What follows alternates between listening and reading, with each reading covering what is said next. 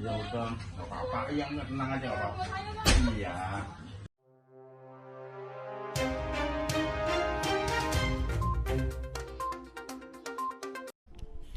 Tangis ABG lama buka pintu, terjaring razia di kamar hotel, merengek memohon ke petugas. Penggerebekan terjadi di sebuah hotel di Tanjung Priuk, Senin 6 September 2021. Petugas dari Polsek Pelabuhan Tanjung Priuk mendapati sejumlah pasangan bukan suami istri. Bahkan ada yang menangis saat kedapatan razia. Berulang kali disapa petugas, barulah pintu kamar dibuka pria dewasa. Tampaklah seorang wanita yang masih di bawah umur hanya berbalut handuk. Saat ditanya lebih jauh, tiba-tiba saja ia menangis dan memohon. Ia langsung diliputi rasa takut, kemudian merengek agar keberadaannya tidak dilaporkan kepada orang tuanya. Kamu sih ngapain? Ya udah, nggak apa-apa. Iya, nggak, tenang aja, nggak apa-apa. Iya. Yang penting kamu bantu kita ya. Iya, ya.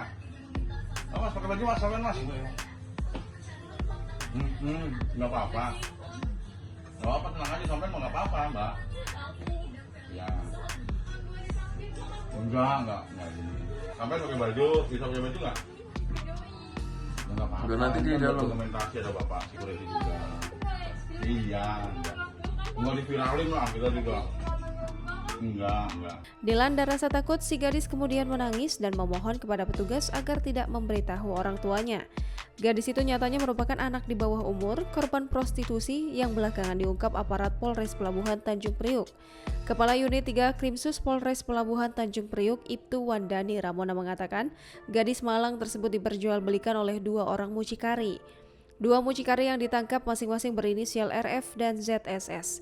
Keduanya menjalankan bisnis prostitusi lewat media sosial dengan memperjualbelikan gadis belia tersebut.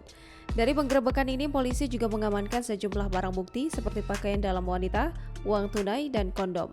Kedua tersangka kemudian dibawa ke Mapolres Pelabuhan Tanjung Priuk guna diproses lebih lanjut.